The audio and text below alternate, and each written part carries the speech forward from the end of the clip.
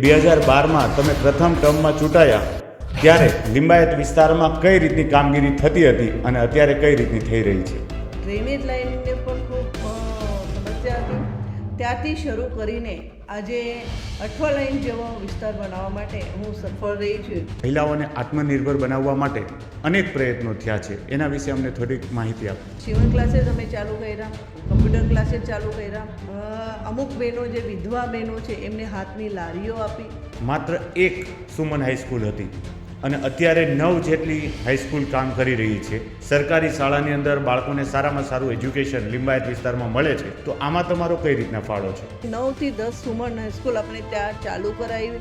લિંબાયત વિસ્તારની અંદર એક જ ગંદનાળું હતું અને લોકોને આવવા જવાની બહુ બધી સમસ્યા રહેતી. આ સમસ્યાનું તમે નિવારણ કઈ રીતના લાવ્યા? બ્રિજ પરથી તરત આવજાવ કરી શકે એવી પરિસ્થિતિ ત્યાં આપણે બ્રિજ કરીને બનાવી છે. વિકાસની કામગીરીમાં એક નવું સોપાન તમારા વિસ્તારમાં હમણાં થયું, અંડર બાયપાસ. આખા ગુજરાતમાં નહીં હોય એવો અંડરપાસ આ આપણા લિંબાયતમાં બન્યો છે. બાળક સેપરેટલી સ્ટડી નથી કરી શકતો, એના બાબતને લઈને આપણા વિસ્તારમાં શું કામગીરી થઈ છે? આ લોકો જ્યારે વાંચતા હોય છે, પડતા હોય છે ને કહેતા હોય છે આ સંગીતાબેને આ લાઇબ્રેરી બનાવી છે અને અમારા માટે બનાવી છે. મહિલાઓ માટે આર્થિક ઉપોજન માટે તમારા દ્વારા કઈ કામગીરી કરવામાં આવેલી છે? 0% વ્યાજથી એમને યુસીડી મારફત વિભાગ દ્વારા આપણે પિંક રિક્ષા અપાવી. તમારા મત મુજબ નારી શક્તિનો શું અર્થ થાય? એમના માટે એક વાક્ય કહેવા માંગુ છું, યત્ર નારેતુ પૂજતે રમતે તત્ર દેવતા.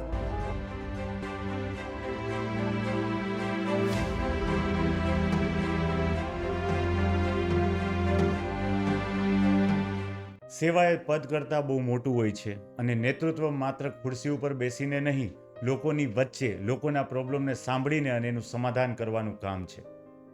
આપણે આજે મુલાકાત કરશું એવા વ્યક્તિત્વ સાથે જેને ઝાંસીની રાણી લક્ષ્મીબાઈ સાથે કમ્પેર કરવામાં આવે છે, જેનું હકીકતમાં વ્યક્તિત્વ ઝાંસીની રાણી લક્ષ્મીબાઈ જેવું છે, જેણે એક પછાત વિસ્તારને ડેવલપ કરી બતાવ્યો છે, જેણે લોકોના નાનામાં નાના પ્રશ્નોના સમાધાનને સોલ્વ કરીને રોડ, રસ્તા, આરોગ્ય, શિક્ષણ બાબતે પોતાના વિસ્તારમાં એવું ડેવલપમેન્ટ કર્યું છે કે જ્યાંના લોકો અત્યારે સારી સારી એક્ઝામિનેશનની પણ તૈયારી કરી શકે છે. એણે લોકોને રોજગાર માટે અને સ્ત્રી સશક્તિકરણ માટે એવું સરસ કાર્ય કર્યું છે કે જેના લીધે લોકોએ એને 3 વખત ભારી બહુમતી સાથે ચૂંટ્યા છે. 2012થી એની MLA તરીકેની જર્નીની શરૂઆત થઈ હતી અને અત્યારે પણ જે ધારાસભ્યની ખુરશી ઉપર બિરાજમાન છે. તો આપણે મુલાકાત કરશું આજે એવા ફિયરલેસ MLA સાથે, શ્રીમતી સંગીતાબેન પાટીલ. નમસ્કાર મેમ. નમસ્કાર. સંગીતાબેન, પહેલાં તો અમારા દર્શક મિત્રોને એવું જણાવો કે 2012માં તમે પ્રથમ ટર્મમાં ચૂંટાયા ત્યારે લિંબાયત વિસ્તારમાં કઈ રીતની કામગીરી થતી હતી અને અત્યારે કઈ રીતની થઈ રહી છે? નમસ્કાર દર્શક મિત્રો. 2012માં જ્યારે હું પ્રથમ વખત ધારાસભ્ય તરીકે ચૂંટાઈને આવી ત્યારે લિંબાયત વિસ્તારની મેં ધુરા સંભાળી. ત્યારે જોયું કે લિંબાયતમાં પ્રાથમિક સુવિધાઓની પણ અછત છે. એ પ્રાથમિક સુવિધા એટલે કે તમે માનો નહીં, પણ ડ્રેનેજ લાઇનને પણ ખૂબ સમસ્યા હતી. ત્યાંથી શરૂ કરીને આજે અઠવા લાઇન જેવો વિસ્તાર બનાવવા માટે હું સફળ રહી છું. અને એટલા માટે કે ભારતીય જનતા પાર્ટીની એક ધારાસભ્ય તરીકે ચૂંટાયા પછી જે આપણે કર્તવ્ય હોય એ કર્તવ્ય મેં પૂરેપૂરું નિભાવ્યું છે. પહેલાં અમે જ્યારે 2007માં મોદી સમર્થક મહિલા મંડળમાં અમે કામ કરતા હતા. એ મહિલા મંડળ સ્થાપન કર્યા પછી અહીંયાથી લઈને સુરતથી લઈને બિલ્લીમોરા સુધી એમના મેમ્બર છે અને 50,000થી પણ ઉપર આ મહિલાઓ એમાં જોડાયેલી હતી. અલગ અલગ જગ્યા પર અમે મહિલાલક્ષી જે કાર્યક્રમો હોય એ કાર્યક્રમો કરતા હતા. જાણે રાજ્ય સરકારની કે કેન્દ્ર સરકારની જે યોજનાઓ છે એ યોજનાઓ લોકો સુધી પહોંચાડવા માટે, મહિલા સુધી પહોંચાડવા માટે આ મહિલા મંડળ કામ કરતું હતું. અને એમાં ખાસ કરીને એક અમે હલ્દી કુંકુ જેવો કાર્યક્રમ કરતા હતા. એમાં હલ્દી કુંકુ કાર્યક્રમ આપ સૌને જોયો હશે કે કદાચ ફોટોગ્રાફ તમે જુઓ ત્યારે તમને ખબર પડશે કે એક મંચ પર, એક સ્ટેજ પર જ્યારે આ કાર્યક્રમ થતો હોય ત્યારે 20-22 હજાર મહિલાઓ ત્યાં ઉપસ્થિત હોય છે. મારો લિંબાયત અને વિસ્તાર છે અને ઉધના વિસ્તાર અને લિંબાયત વિસ્તારમાં સૌથી વધારે પરપ્રાંતીય લોકો રહેતા હોય છે. એમાં તમે જોયું હશે કે ત્યાં શિક્ષણનો પણ ખૂબ અભાવ હતો અને એમાં મહિલાઓ તો ખાસ કરીને મહિલાઓ દીકરીઓ ઓછું ભણતા હતા અને એમાં જે કામ કરવાનું છે એ ચેલેન્જ હતી. એ ચેલેન્જ અમે સ્વીકારી અને ત્યારે પછી તમે જોયું હશે કે 2007માં 7થી લઈને 12 સુધી જે કામો કર્યા એ કામો તમે જોયા હશે. શક્તિ તો મહિલાઓમાં હોય જ છે, પણ કોઈ બહાર લાવવા માટે જો કામ કરે એને સાચું કહેવાય અને એના માટે અમે કામ કરતા ગયા. તમે મહિલાઓ માટે જોયું હશે તો ખાસ કરીને અમારા જે આ વિસ્તારમાં એટલે દીકરી જન્મે એટલે એક બોજ આવે એવું સમજતા હતા, પણ દીકરીને ગર્ભપાત કરવું નહીં જોઈએ એના માટે અમે ખાસ કામ કર્યા. મહિલાઓ માટે જ્યારે આ એક મંચ પર હલ્દી કુંકુનો કાર્યક્રમ થતો હોય ત્યારે એમની પાસે સંકલ્પ લેવડાવતા કે દીકરો હોય કે દીકરી એમને જન્મ લેવા દેવાનું છે, ગર્ભપાત કરાવવાનું નહીં અને ગર્ભ પરીક્ષણ કરાવવાનું નહીં, એના માટે અમે સંકલ્પ લેવાતા હતા. સંગીતાબેન, લિંબાયત વિસ્તારની અંદર મહિલા સશક્તિકરણ અને મહિલાઓને આત્મનિર્ભર બનાવવા માટે અનેક પ્રયત્નો થયા છે, એના વિશે અમને થોડીક માહિતી આપો. લિંબાયતની અંદર જ્યારે મોદી સમર્થક મહિલા મંડળમાં અમે 2007માં આ મંડળની સ્થાપના કરી તો એમાં ઘણા બધા કાર્યક્રમો અને ઘણા બધા જે મહિલાઓને આત્મનિર્ભર થવા માટે અમે કામ કરતા હતા. ખાસ કરીને એમાં તો સીવણ ક્લાસીસ અમે ચાલુ કર્યા, કમ્પ્યુટર ક્લાસીસ ચાલુ કર્યા અને ખાસ કરીને એટલે મધ્યમ વર્ગના લોકો ત્યાં રહેતા હોય છે અને ખાસ કરીને મહિલાઓ ઓછું ભણેલા હોય છે ત્યાં, એટલે એમનામાં જે જૂની રીત રિવાજ છે એ ઘણી બધી ભરેલી છે હોતી અને એનામાં આપણે બહાર લાવવાનો પ્રયત્ન કર્યો. અમે મહિલા મંડળ થકી એક કાર્યક્રમ કરતા હતા મોદી સમર્થક મહિલા મંડળમાં, હળદી કંકુ કાર્યક્રમ. હલ્દી કંકુ કાર્યક્રમમાં જ્યારે એક મંચ પર, એટલે મહારાષ્ટ્રની પ્રથા છે, કદાચ તમને ખ્યાલ હશે ખબર નહીં, પણ જ્યારે જાન્યુઆરીમાં ઉત્તરાયણ પછી જ્યારે સંક્રાંત આવે છે એ સંક્રાંત પછી હલ્દી કુંકુ કાર્યક્રમ મહારાષ્ટ્રમાં કરતા હોય છે. એ કાર્યક્રમમાં 50-100 મહિલાઓ એક જણના ઘરે આવીને એમને શુભેચ્છા પાઠવે છે, પ્રતીક તરીકે એકાદ વાન આપે છે અને ભેટ સ્વરૂપે કંઈ આપતા હોય છે, હલ્દી કુંકુ આપતા હોય છે અને એ આપવાથી એવી માન્યતા છે કે તમારું સૌભાગ્ય અખંડ રહે અને એના માટે એ બધી મહિલાઓ એકબીજાના ત્યાં જતા હોય છે. એ સ્વરૂપ અમે થોડોક મહિલાઓને સક્ષમ કરવા માટે અને મહિલાઓમાં જે જૂના રીતિ રિવાજ હતા એ કાઢવા માટે અમે થોડોક પોલિટિકલી લઈ ગયા અને એક મંચ પર હલ્દી કંકુ અમે કર્યું. એમાં 15,000 થી 20,000 કે 20,000 થી 22,000 જે મોટો કાર્યક્રમ કરતા હતા એમાં અમે મહિલાઓને કહેતા હતા તમે ગર્ભ પરીક્ષણ નહીં કરો, કેમ કે એ વિસ્તારમાં ગર્ભ પરીક્ષણ વધારે થતું હતું ત્યારે એ ચાલતું હતું. ઉધના હોય કે પછી લિંબાયત જેવા વિસ્તાર હોય કે ડિંડોલી વિસ્તાર હોય, દરેક સમાજના લોકો ગર્ભ પરીક્ષણ, અને પહેલાં આવી માન્યતા પણ હતી કે દીકરી આવે એટલે બોજ હોય, એ માન્યતા લૂછવામાં અમે ખૂબ સફળ થયા છે. એ હલ્દી કુંકુ કાર્યક્રમમાં અમે સંકલ્પ લેવડાવતા હતા. એ સંકલ્પમાં એમને અમે કહેતા હતા કે આજથી ગર્ભ પરીક્ષણ કરીશું નહીં, અમે દહેજ લઈશું નહીં અને સાથે સાથે જે ગર્ભપાત કરાવીશું નહીં. આ 3 સંકલ્પ અમે લેવડાવતા હતા અને એમાં અમે ખૂબ સફળ રહ્યા, કેમ કે જ્યારે મેરેજ એમના દીકરીના હોય કે દીકરાના થતા હતા ત્યારે એ કહેતા કે આજે અમે દહેજ લીધો નથી, તમારે અમારા મેરેજમાં ચોક્કસ આવવાનું છે.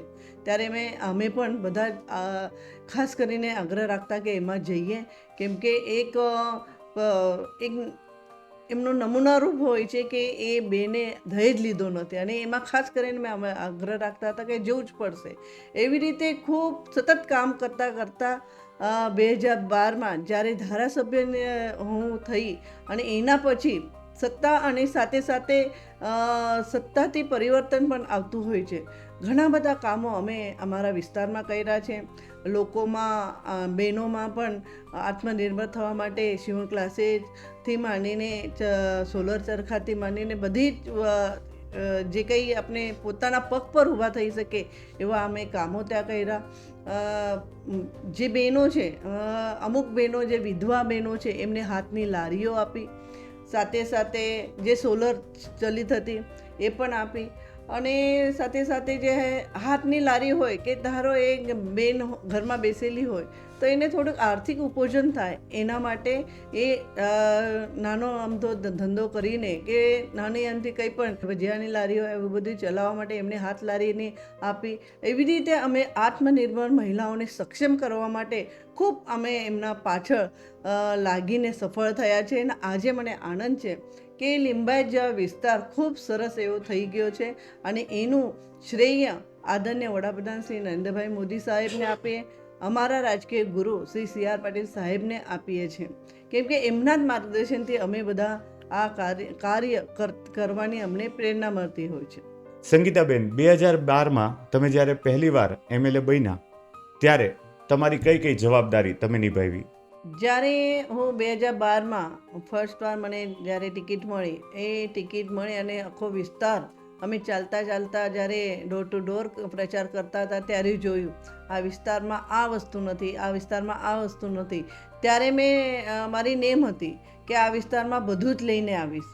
ખાસ કરીને એક પણ બેંક લિંબાયત વિસ્તારમાં નહીં હતી, એક પણ નહીં હતી. અને પછી પહેલાં અમે 2012માં જ્યારે ચૂંટાઈ એના પછી પહેલાં 2013માં આપણે બેંક લાવ્યા. લિંબાયતમાં બેંક જ નહોતી? બેંક જ નહીં હતી. પછી બેંક ઓફ બરોડા આપણે લાવ્યા.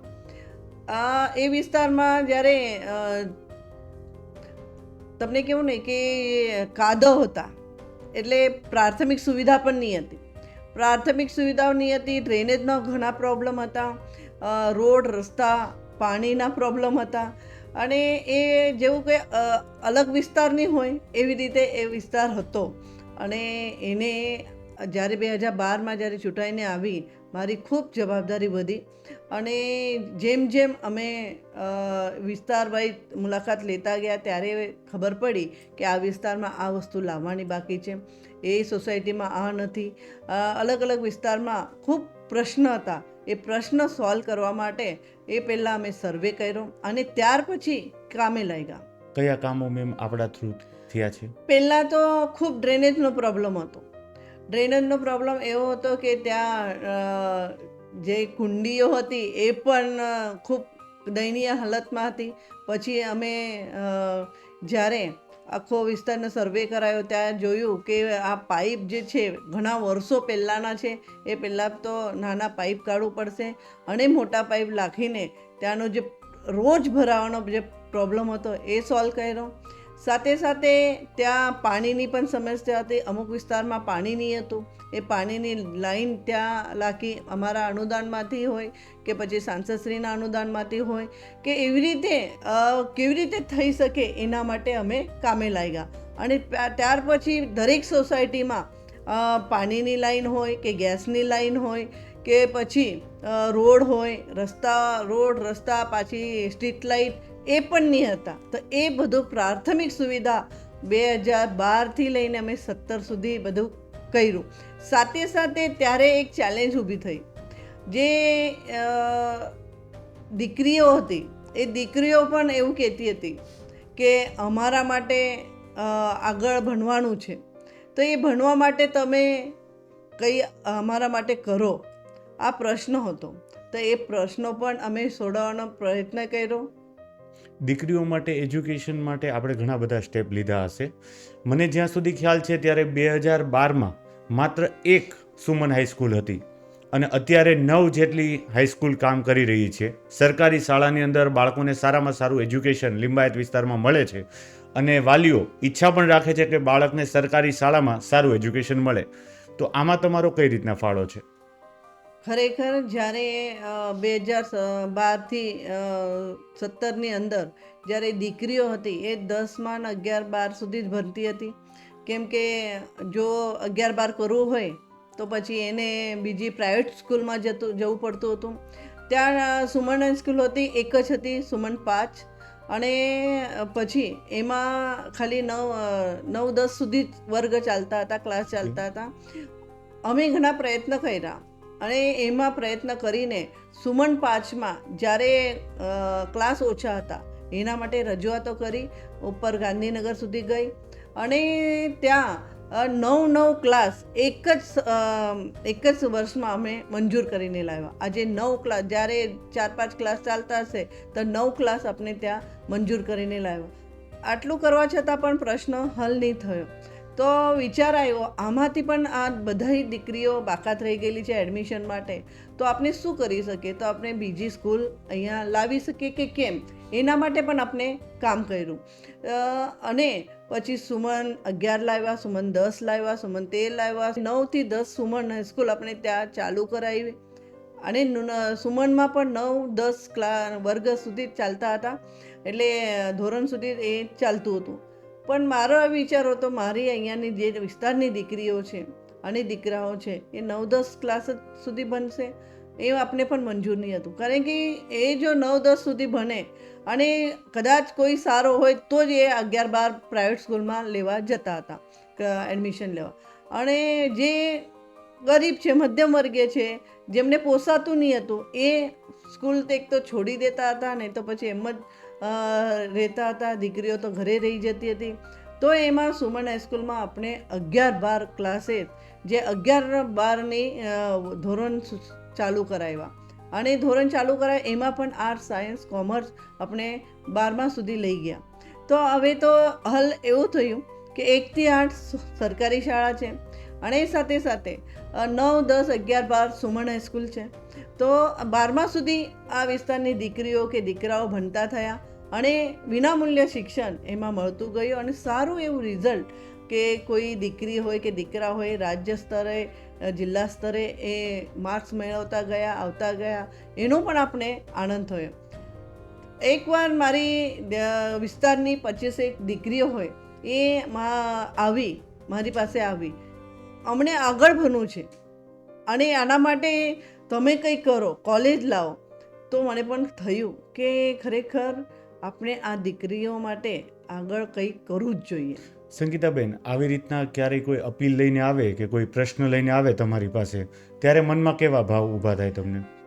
ખરેખર કોઈ પણ રજૂઆત પોતાની જે અટકેલું કામ હોય એ આશા રાખતા હોય છે કે ધારાસભ્ય છે કે કોર્પોરેટર છે કે સાંસદ છે એ અમે જઈશું તો અમારી રજૂઆત સાંભળશે અને એની નિરાકરણ લાવશે. મારી પાસે ચોક્કસ જો પણ આવે છે એનું નિરાકરણ થઈ જતું હોય છે. અને જ્યારે 25 દીકરીઓ મારી પાસે આવી કે અમને આગળ ભણવું છે, ગ્રેજ્યુએટ થયું છે પણ અહીંયા કોલેજ નથી, ત્યારે મને કંઈ લાગ્યું, દુઃખ થયું કે આ લોકો માટે મેં કંઈ નહીં કરી શકતી. 8મા લાઈન સુધી જે કોલેજો છે, યુનિવર્સિટી છે, એમાં તો થોડી ઘણી દીકરી જાય, બાકીની દીકરી ઘરે બસતી હતી. અને એટલા માટે એમના માટે દીકરીઓ માટે ખાસ કરીને કોલેજ લાવવાની કોશિશ કરી. 3 વર્ષ સતત પ્રયત્ન કર્યા અને પછી હમણાં 4 વર્ષથી અહીંયા જ્યારે કોલેજ આવી ગઈ છે અને કોલેજમાં દીકરીઓ સૌથી વધારે આવે છે, ભણે છે, ત્યારે હાશ થાય છે કે આજે દીકરીઓ મારી કે ગ્રેજ્યુએટ થઈ રહી છે. કોઈ આર્ટ્સમાં છે, કોઈ સાયન્સમાં છે, કોમર્સમાં છે અને પોતાના પગ પર ઊભી થઈ છે, ભણીને ઊભી થઈ છે. હવે ધારો દીકરી ભણે અને કંઈ એના જીવનમાં કે લાઈફમાં કંઈ પણ થાય, આવું કંઈ પ્રસંગ, દુઃખદ પ્રસંગ આવે તો એ ભણેલી હોય તો એ સક્ષમ થઈ શકે છે, એ નોકરી કરી શકે છે, જોબ કરીને એ પોતાના પરિવારનું, બચ્ચાઓનું ભરણ પોષણ કરી શકે. આવી સક્ષમ એને બનાવી છે, એનો મને આનંદ છે. આત્મનિર્ભર ઘણી બધી દીકરીઓને તમે બનાવી. શિક્ષણ ક્ષેત્રની વાત કરીએ આપણે તો એક સ્કૂલથી શરૂઆત હતી 2012માં લિંબાયત વિસ્તારમાં. પ્રાથમિક જરૂરિયાતનો ભાગ છે. કોઈ પણ જીવન આગળ વધારવા માટે શિક્ષણ સૌથી મહત્ત્વનું સાધન હોય છે. એક સ્કૂલથી શરૂઆત થઈને 9 સ્કૂલ લિંબાયત વિસ્તારમાં આપણે જોઈ શકીએ છીએ કે જ્યાં વાલી મિત્રોને સરકારી શાળાની અંદર સારામાં સારું એજ્યુકેશન મળે છે કે જેનાથી પ્રાઇવેટ સ્કૂલમાં જવાનું ટાળતા હોય છે. એ માત્ર લિંબાયત વિસ્તારમાં જ જોવા મળે. સાથે સાથે કોલેજની અંદર દીકરીઓને એજ્યુકેશન પ્રોવાઈડ કરીને આત્મનિર્ભર બનાવવા માટેના સંગીતાબેનના પ્રયાસોને હું નમન કરું છું. Thank you. સંગીતાબેન, લિંબાયત વિસ્તારની અંદર એક જ ગન્નાળું હતું અને લોકોને આવવા જવાની બહુ બધી સમસ્યા રહેતી. આ સમસ્યાનું તમે નિવારણ કઈ રીતના લાવ્યા? લિંબાયતમાં જ્યારે હું ચૂંટાઈને આવી અને પછી રોજ ઓફિસે જવાનું, 10 વાગે એટલે ઓફિસે નીકળી જ જવાનું અને 10:30 સુધી તો ઓફિસ પહોંચી જ જવાનું, આવું મારો નિયમ હતી. અને જ્યારે હું પોતે પણ જતી હતી ત્યારે જોતી 1-1 કલાક લિંબાયતના ગરનાળા પાસે અમે ટ્રાફિકમાં અટકી રહેતા. લાંબી લાંબી લાઈનો. હા, લાંબી લાંબી લાઈની, ખૂબ મોટી મોટી લાઈનો રહેતી. અને પછી એવું થયું આ તો એની સમસ્યા જ નથી. અને જાય લિંબાયતમાં અંદર ગરનાળામાં અંદર જાય તો એક ગાડી નીકળે તો એક બીજી ઊભા રહેવું પડે, એવી પરિસ્થિતિ હતી. સર્વપ્રથમ તો અમે પહેલાં લિંબાયતમાં જે ગરનાળું છે જેમાં ડ્રેનેજના બોક્સ હતા મોટા મોટા, એ બોક્સ હટાવ્યા, ત્યાં નાનો એક પાઇપ નાખ્યો અને સહેજથી 2 ગાડી જઈ શકે એવી રીતે આપણે પહેલાં ત્યાં કામ કર્યું. અને મને ત્યારે જ લાગ્યું કે આ લિંબાયતના ગરનાળાથી જ આપણે કેમ જઈ શકે, એનું કંઈ સોલ્યુશન નીકળે કે કેમ. એના માટે સર્વે કરાયો, અધિકારીની ટીમ બોલાવી, અધિકારીઓને કીધું કે અહીંયા ઉધના અને લિંબાયતને જોડતો જે ગરનાળોનો બ્રિજ છે, આરઓબી છે, આપણે ઓવરબ્રિજ કરી શકીએ કે કેમ. એ પછી નિરીક્ષણ કર્યા પછી આપણે નક્કી કર્યું કે અહીંયા બ્રિજ બનવું જ જોઈએ અને બ્રિજ મંજૂર કર્યો. અને આજે મને આનંદ છે કે લિંબાયતમાં જ્યારે પાણી પણ ભરાવ થાય, પાણી ભરે છે એટલે કે લિંબાયતમાં વરસાદની સિઝનમાં પાણી જ્યારે લિંબાયતના ગરનાળામાં પહેલાં આવતું હતું તો રસ્તો બંધ થઈ જતો હતો અને લોકોનો ઉધના અને લિંબાયતનો સંપર્ક તૂટી જતો હતો. આજે આનંદ છે કે 2 જ મિનિટમાં આરઓબી એટલે બ્રિજ પરથી તરત આવજાવ કરી શકે એવી પરિસ્થિતિ ત્યાં આપણે બ્રિજ કરીને બનાવી છે. એક મહત્વની અને મોટી વાત છે કે લિંબાયત વિસ્તારની કનેક્ટિવિટી એક સમયે ઉધના સાથે કનેક્ટિવિટી તૂટતી હતી. એ ફ્લાયઓવરની મદદથી લોકોમાં રોજગાર આવ્યો, ઉદ્યોગોનો વિકાસ થયો અને લોકોમાં કનેક્ટિવિટી વધી, જેમાં ફરીને કે કલાકોની જે રાહ જોવાતી હતી અને હજારો માણસોનો રોજ હજારો કલાકો બગડતી બંધ થઈ અને આ સમસ્યાનું સમાધાન આવ્યું. સંગીતાબેન, ઉધના અને લિંબાયતનો બ્રિજ બન્યો પછી ઘણા બધા લોકો એનાથી પ્રેરિત થયા હશે, તો કોઈ બીજા વિસ્તારના લોકોએ પણ તમારી સામે કોઈ રજૂઆત મૂકી હોય બ્રિજની અને તમે ફૂલફિલ કરી હોય એવી કોઈ વાત? તો લોકો તો એ જ જોયું છે કે હમણે સંગીતાબેને આ બ્રિજ આપ્યો છે. સાથે સાથે ઘણા બધા બ્રિજ લિંબાયતમાં બનાવ્યા છે. હું વાત કરું તો અહીંયા ભાટેના 4 રસ્તા છે. ભાટેના 4 રસ્તા પર પણ ખૂબ ટ્રાફિકનો સામનો લોકોને કરવું પડતું હતું. ત્યાંની જ્યારે લોકો મને મળવા આવ્યા ત્યારે કહેતા હતા કે અહીંયા 1-1 કલાક અમને સાંજના સમયે અને સવારના સમયે ખૂબ ટ્રાફિક હોય છે, એનો હાલાકીનો સામનો કરવો પડે. એટલે આપણે ત્યાં પણ એક બ્રિજ કરાયો. આજે તમે અહીંયા રોકડિયા હનુમાનથી નીકળો તો સીધા મોડલ ટાઉન સર્કલ સુધી 5 જ મિનિટમાં પહોંચી શકો એવા 2 બ્રિજ એના પર બન્યા છે. એની સાથે અંદર જાઓ તો ગોડાદરામાં પણ મંગલ પાંડે બ્રિજ બનાવ્યો, લિંબાયતનો બ્રિજ બનાવ્યો. વિકાસની કામગીરીમાં એક નવું સોપાન તમારા વિસ્તારમાં હમણાં થયું, અંડર બાયપાસ, તો એના વિશે થોડીક માહિતી આપો.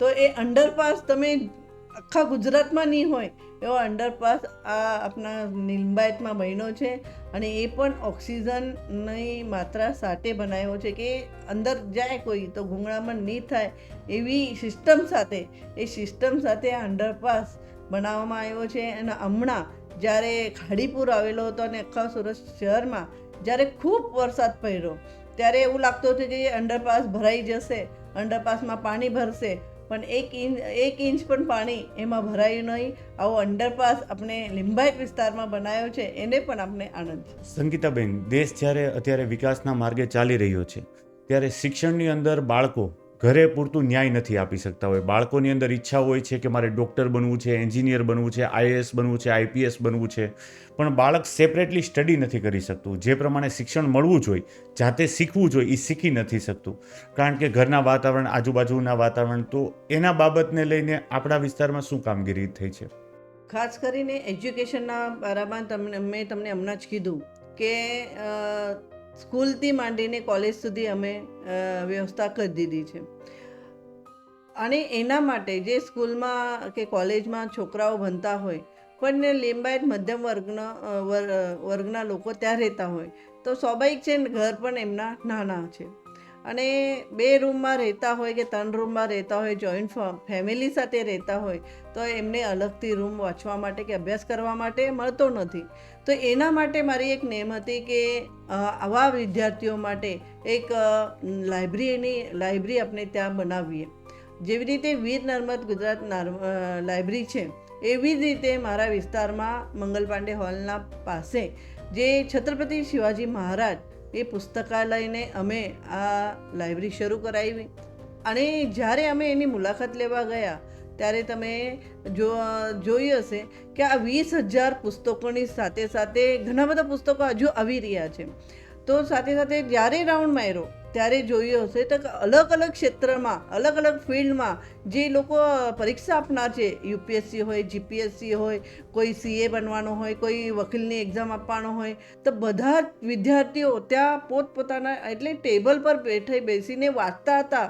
ત્યારે મને લાગ્યું હાય, આ મેં કામ કર્યું છે, આ લાઇબ્રેરી મેં બનાવી છે. અને એનો મને આનંદ છે કે આ છોકરાઓ આવનાર ફ્યુચર છે, આ ભવિષ્ય છે, આ દેશનું ભવિષ્ય છે. અને આ ભવિષ્યને બચાવવાનું કામ આજે અમે કર્યું છે. એનો ખૂબ આનંદ થાય છે કે આ આવનાર ભવિષ્યની તૈયારીના ભાગરૂપે આ લોકો જ્યારે વાંચતા હોય છે, પડતા હોય છે ને કહેતા હોય છે, આ સંગીતાબેને આ લાઇબ્રેરી બનાવી છે અને અમારા માટે બનાવી છે અને અમને વાંચવા માટે, અભ્યાસ કરવા માટે બનાવી છે. એવી સરસ મજાની લાઇબ્રેરી અમે મારા વિસ્તારમાં બનાવી છે. ખૂબ જ પ્રેરણારૂપ વાત છે આ, કે બાળકો પોતાનું ભવિષ્ય બનાવી શકે એમાં જે કન્ટેન્ટ, જે રિક્વાયર્ડ મટીરિયલ છે, વાંચવા માટેના પુસ્તકો છે, એક જગ્યાએ અવેલેબલ થઈ જાય અને બાળકો પોતાનું સપનું સાકાર કરે. જ્યારે કોઈ વિસ્તારની અંદર પછાત વર્ગના લોકો રહેતા હોય, પરપ્રાંતીય લોકો રહેતા હોય, મધ્યમ વર્ગના લોકો રહેતા હોય અને એવું કરવામાં આવે કે જેનાથી બાળકોનું સોશિયલી અપલિફ્ટમેન્ટ થાય, કે બાળકોના ઉછેરની અંદર શિક્ષણને પૂરેપૂરો ભાર આપવામાં આવે, ત્યારે વિસ્તારનું ડેવલપમેન્ટ 100% શક્ય થઈ શકે. અને જ્યારે એ વિસ્તારના ધારાસભ્ય સ્વયં સંગીતાબેન પાટીલ જેવા વ્યક્તિત્વ હોય તો એ ચોક્કસપણે પૂરતું કામ થઈ શકે. સંગીતાબેન, 2012માં તમે ધારાસભ્ય બન્યા, એની પહેલાં આરોગ્ય ક્ષેત્રે શું કામગીરી થઈ રહી હતી અને તમે આવ્યા પછી શું બદલાવ થયા? 2012માં જ્યારે હું ચૂંટાઈને આવી ત્યારે જોયું કે મારા વિસ્તારના લોકો જો બીમાર પડે, એમને નાની મોટી બીમારી થાય તો એ સીધા સિવિલ કે પછી સિમેર હોસ્પિટલ કે પછી પ્રાઇવેટ હોસ્પિટલમાં એમને જવું પડતું હતું. તો અમે જ્યારે સંકલન અમારી થતી હોય છે સુરત મહાનગરપાલિકામાં અને પછી કલેક્ટર ઓફિસમાં જ્યારે સંકલન હોતું હોય તે એમાં અમે રજૂઆત કરી અને વોર્ડ વાઇઝ અમે આરોગ્ય કેન્દ્ર ખોલાયા, પ્રાથમિક સારવાર કેન્દ્ર. તો આજે એનો પણ આનંદ છે કે સારી રીતે એમાં લોકોની તપાસણી થાય છે, લોકોની ઉપચાર પદ્ધતિ સારી મળે છે. અને જ્યારે ભાટેનામાં આપણે 50 બેડની હોસ્પિટલ શરૂ કરાવી, ત્યાં પણ ઘણો બધો સારો રિસ્પોન્સ ત્યાં મળી રહ્યો છે. લોકો નાની મોટી બીમારી હોય કે આવી બીમારી તાવ આવતો હોય ત્યારે ત્યાં દાખલ થતા હોય છે અને 50 બેડની હોસ્પિટલ ત્યાં શરૂ કરાવી. સાથે સાથે હમણાં થોડાક દિવસ પહેલાં પણ એક મારુતિનગર જ્યારે પોલીસ સ્ટેશન છે એના બાજુમાં આરોગ્ય કેન્દ્ર છે, ત્યાં ગાયનાક વિભાગ હતો. એ ગાયનાક વિભાગ પણ બંધ હાલતમાં હતો. તો 2 વર્ષ પહેલાં આપણે એ પણ શરૂ કરાયો ગાયનાક, એટલે હવે ત્યાં ડિલિવરી બી થાય છે. એ પણ એની પણ બધી પ્રોસેસ સારી રીતે ચાલી રહી છે. સાથે સાથે આરોગ્ય કેન્દ્ર તો ત્યાં છે જ, પણ એને પણ આપણે વધુના વધુ લોકોને આરોગ્યની સુવિધા મળતી રહે એના માટે 50 બેડની હોસ્પિટલ આપણે ત્યાં પણ મંજૂર કરાવી અને આયુષ્યમાન કાર્ડ પણ ત્યાં બની જતું હોય છે. તો આવી રીતે ડિંડોલી હેલ્થ સેન્ટરમાં પણ આપણે ત્યાં હેલ્થ સેન્ટર ચાલુ કરાવ્યા. એટલે વોર્ડ વાઇઝ આપણે લઈ ગયા જેથી કરીને ત્યાંના લોકો ત્યાંના પોતાના જ વિસ્તારમાં પ્રાથમિક સુવિધા, એને પ્રાથમિક ઉપચાર પદ્ધતિ એમને મળી રહે એના માટે આપણે ખૂબ કામો કર્યા છે.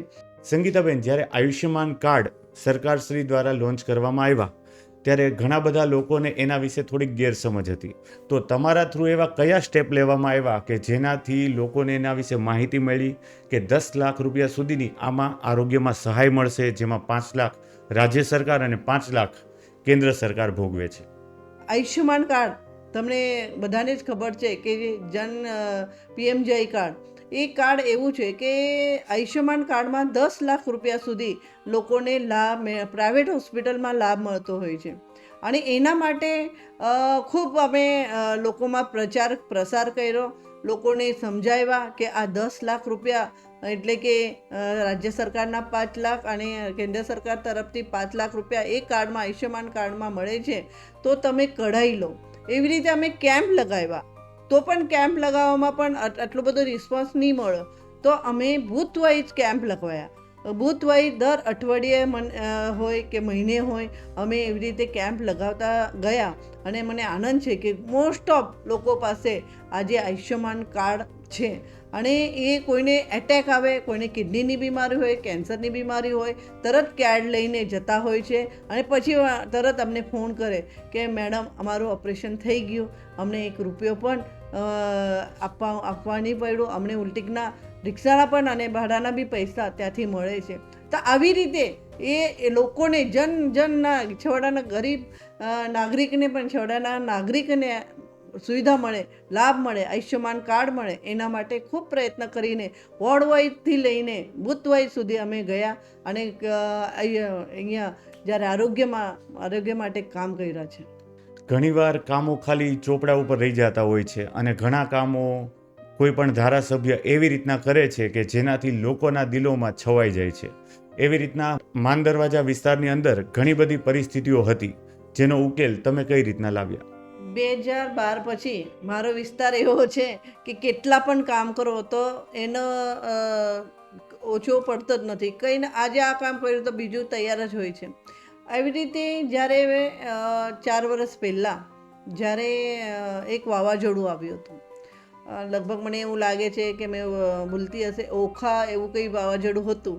તો એ વાવાઝોડું હતું અને એમાં આ જે ટેનામેન્ટ હતા માન દરવાજાના, એ ટેનામેન્ટ એકદમ જર્જરિત થઈ ગયા હતા. એ જર્જરિત થયેલા ટેનામેન્ટને આપણે કેવી રીતે બચાવી શકાય, જ્યારે એમને નોટિસ આપી દીધેલી હતી, અધિકારીઓ નોટિસે પહોંચાડી દીધી હતી, પણ લોકો ત્યાંના ખાલી કરતા નહીં હતા.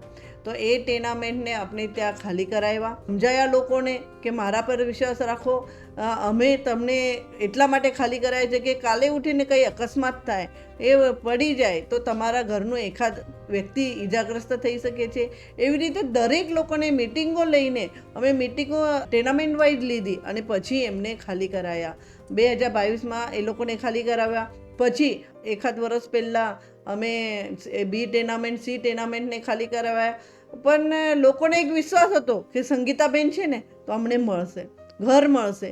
અને એવી રીતે અમે સમજાવીને, મારા પર વિશ્વાસ રાખીને, પાટીલ સાહેબ પર વિશ્વાસ રાખીને લોકોએ પોતાના ઘર ખાલી કર્યા. ને આજે મને આનંદ છે કે એ ટેનામેન્ટ પીપીપી ધોરણે જે રીડેવલપિંગ કરવાનું છે, એ રીડેવલપિંગ કરવા માટેનો ટેન્ડર મંજૂર થઈ ગયો. અને જે લોકો નાના એકદમ ગરીબ વર્ગના લોકો ત્યાં રહેતા હતા, એમને જે સ્વપ્નોનું ઘર છે, પોતાનું જે ઘર હતું એ મળશે. એ ત્યારે એવું લાગતું હતું એમને કે મળશે કે નહીં મળશે, પણ જ્યારે આ ટેન્ડર મંજૂર થઈ ગયું અને પોતાનું સપનોનું ઘર હવે હાઈરાઇઝ બિલ્ડિંગ બનશે અને એમાં એમને મળશે અને વધારે જે એરિયા મળશે, એરિયા સાથેનું મળશે, તો ખરેખર એવું લાગે છે આપણે કશે ને કશે આ કામ પૂરું કરવામાં લોકોની જે ઈચ્છા હતી, એ ઈચ્છા જે પોતાનું ઘર અને એ બી સારું મોટું ઘર મળશે, એ ઈચ્છા પૂરી કરવામાં આપણે પણ, મારો પણ એક મોટો ભાગ છે એવું મને લાગે છે. 1312 પરિવારને પોતાનું ઘર મળવું આ કાંઈ નાની વાત નથી. જ્યારે કોઈ ગ્રાઉન્ડ લેવલ ઉપર ધારાસભ્ય ક્યારેય કોઈ વ્યક્તિના ઘરે જઈને એને સમજાવે છે કે તમે મારી ઉપર વિશ્વાસ મૂકો, આ જર્જરિત થયેલા ઘરને બહાર નીકળી જાઓ, તમારે અહીંયા જાનમાલની હાનિ થઈ શકે એમ છે, અને પ્રજાનો વિશ્વાસ જ્યારે ધારાસભ્ય સાથે હોય ત્યારે આ રીતના કાર્ય પૂરું થઈ શકતું હોય. અને મેમની આપણે ઉપરથી વાત સાંભળીએ છીએ, પણ હકીકતમાં બહુ દોડધામ રાજ્ય સરકાર પોતાની હોય કે કેન્દ્ર સરકાર પોતાની હોય, પણ જ્યારે ધારાસભ્ય ગ્રાઉન્ડ લેવલના લોકોની વાતો સાંભળીને જ્યારે ઉપર સુધી રજૂઆત લઈ જાય છે, ત્યારે આ બહુ મહત્ત્વનો વિષય હોય, જે એક સલામ કરવા જેવી બાબત છે અને જે દરેક લિંબાયતના વિસ્તારના લોકોને ગૌરવ લેવા જેવી બાબત છે. આપણે ઘણી બધી શિક્ષણની વાતો કરી સંગીતાબેન, તમે ખૂબ સારા પ્રયત્નો કર્યા છે તમારા વિસ્તારની અંદર શિક્ષણ ક્ષેત્રને આગળ વધારવા માટે, પણ શિક્ષણ સિવાય પણ અમુક મુદ્દાઓ એવા હોય છે કે એની ઉપર ધ્યાન દોરવું ખૂબ જરૂરી હોય છે, જેમ કે સ્પોર્ટ્સ. તો આપના વિસ્તારની અંદર સ્પોર્ટ્સ બાબતે કઈ કઈ એક્ટિવિટી કરાવવામાં આવે છે અને કયા કયા કાર્યો કરવામાં આવ્યા છે? એકવાર અમે એક કાર્યક્રમમાં એક સોસાયટીમાં ગયા હતા. ત્યાં સોસાયટીના બહાર એક રોડ હતો.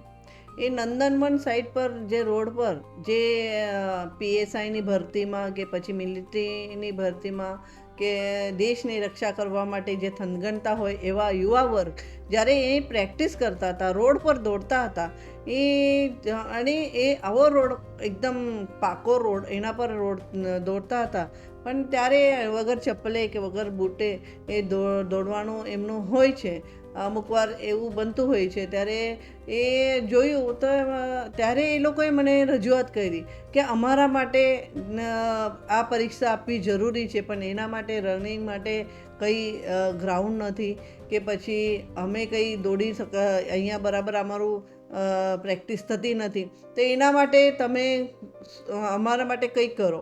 ત્યારે મને વિચાર આવ્યો કે આપણે આ લોકો માટે સ્પોર્ટ્સ સ્કૂલ નહીં બનાવીએ, અને એના માટે અમે નંદનવન પાસે એક સ્પોર્ટ્સ સ્કૂલ મંજૂર કરાયું. હમણાં થોડા દિવસમાં એનું ઉદ્ઘાટન પણ છે. પણ એ સ્પોર્ટ્સ સ્કૂલમાં દરેક પ્રકારના રમતગમત એમાં રમવામાં આવશે. પછી એમાં કબડ્ડી હોય, ટેનિસ, વોલીબોલ હોય કે પછી ફૂટબોલ હોય કે પછી દરેક જે રમતગમતના અલગ અલગ એ હોય છે રમત, એમાં રમવામાં આવશે. અને જે યુવા વર્ગ છે એ પોતાનું શરીરની કસરત ત્યાં કરશે. એના માટે આ યુવા વર્ગ માટે આ સ્પોર્ટ્સ સ્કૂલ આપણે ત્યાં બનાવ્યું છે. મેં એક વસ્તુ નોટિસ કરી સંગીતાબેન, કે કોઈ પણને મૂંઝવતો કાંઈ પણ પ્રશ્ન હોય તો એનું કાયમી હલ માટે તમે પૂરતો પ્રયત્ન કરો છો. જેમાં શાળા પણ આવી ગઈ, સંકુલ પણ આવી ગઈ, બ્રિજ પણ આવી ગઈ. પ્રાથમિકમાં પ્રાથમિક કાર્યથી માંડીને દરેક વિષયની અંદર, દરેક વિભાગની અંદર કઈ રીતના કાયમી સોલ્યુશન કામ થઈ શકે એના માટે સંગીતાબેનના ખૂબ અને અખાત પ્રયત્નો હોય છે. લિંબાયત વિસ્તારની અંદર મહિલાઓ માટે આર્થિક ઉત્પોષણ માટે તમારા દ્વારા કઈ કામગીરી કરવામાં આવેલી છે? સર્વપ્રથમ તો અમે મહિલાઓને ખૂબ સક્ષમ કર્યા છે.